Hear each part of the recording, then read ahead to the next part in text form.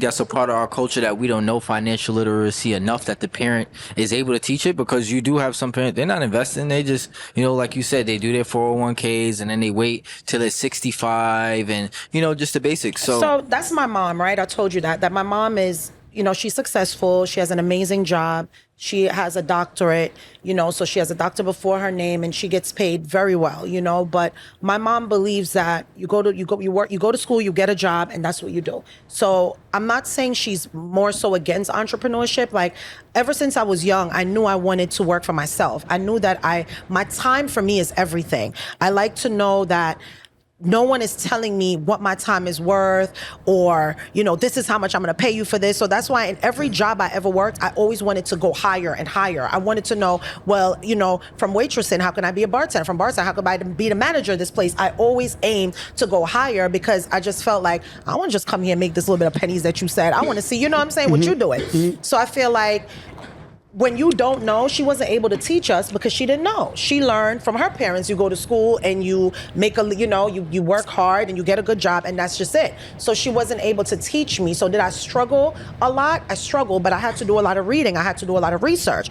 I had to talk to people that were entrepreneurs. Hey, and some of them weren't successful, but they were giving me advice the best way they knew how. And the best advice that most entrepreneurs gave me: don't quit your job.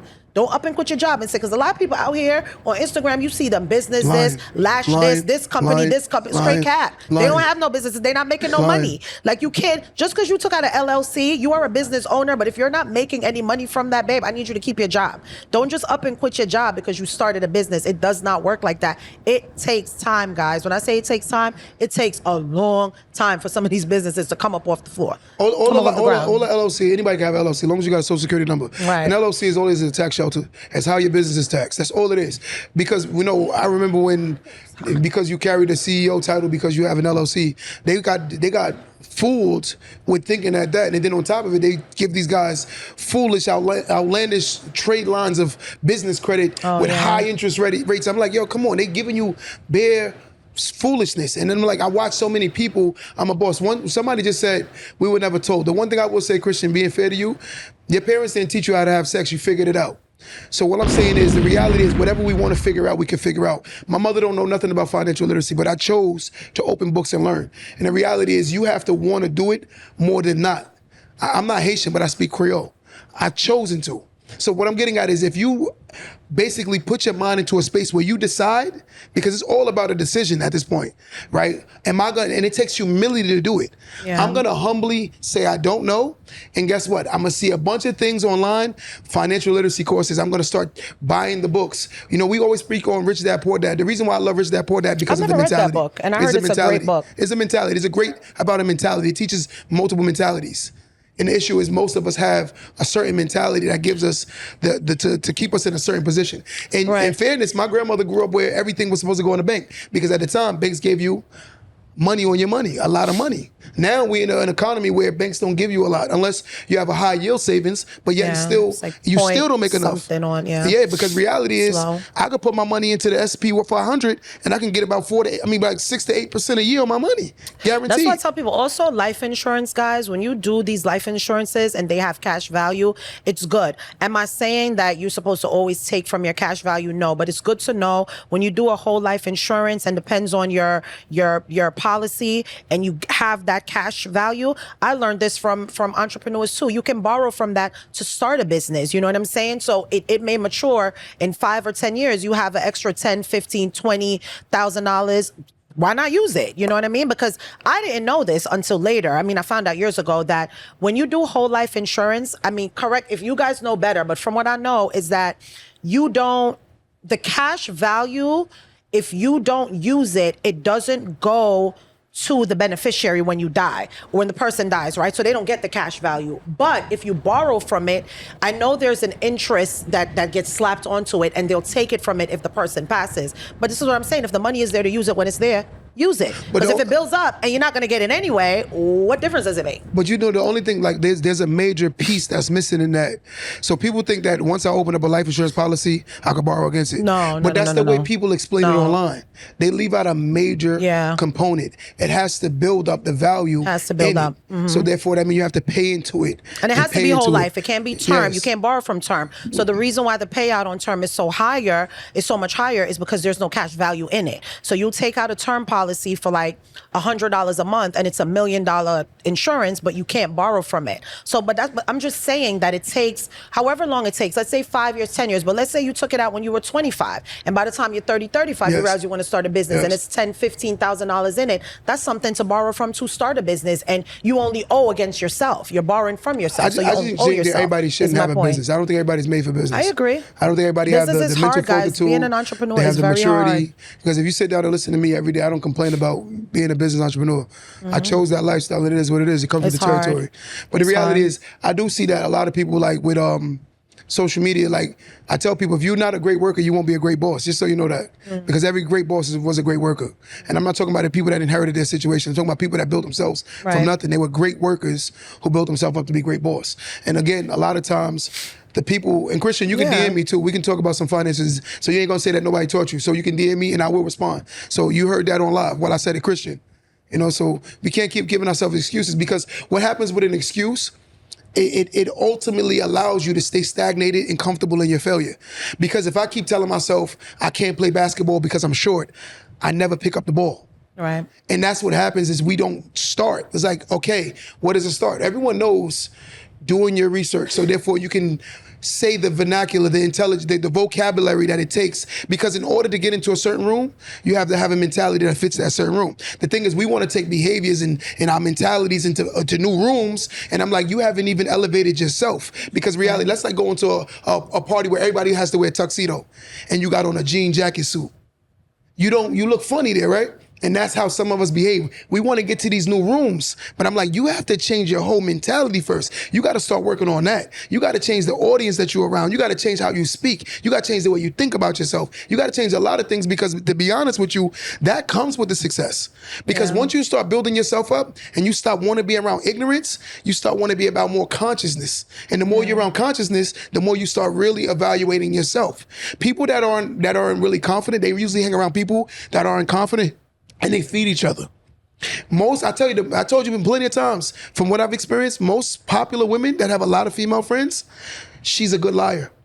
I promise you. Every girl I've ever met that have a lot of female friends, they lie to them a lot. And that's my experience. And I tell every man I've ever met that have a lot of male friends, he lies a lot too. I've never met most people that are honest. They're not the most popular when it comes to dealing with people, because again, they're genuinely honest. So when you see people that have a lot of friends, I'm already know with that person. When I see loners, I'm more comfortable with them, because I know that loner is more focused on themselves. I told myself, as I've elevated more, I would call my best friend. We don't have the time the way we used to have for each other. No. He's building to retire. He's retiring in 4 years. I'm retiring in like 4 or 5 years also. So we're right at the end, both of us. So he's locked in, I'm locked in. But again, when we talk, a lot of us don't want to hear the truth. Right there in itself, that's why most of us fail. Because you see, I'm here giving spin game and giving knowledge, right? You'll have somebody in the comments that's mad and I'm giving you free knowledge. Because you know why I don't entertain it? Because like I always tell you, I'm going to continue to live my great life. Yeah. Once you know who you are, you don't have to prove anything. Agreed. You don't have to. Because again, I'm not sitting here telling you, hey, yo, guys, buy my course. No, I'm telling you, learn this game. I think sometimes things, congratulations, Friend Zone. She said I'm borrowing from my policy so that my daughter and myself can open up a slushy/yogurt pop-up. That's a great idea, and that's a good way to do it. But I think that, do you feel like a lot of people get discouraged in the entrepreneurship world? I feel like a lot of people go in with the mentality that business is going to just fly off the handle. You see a need, you have to first identify a need for something, right? A demand for something. And then you say you want to do it.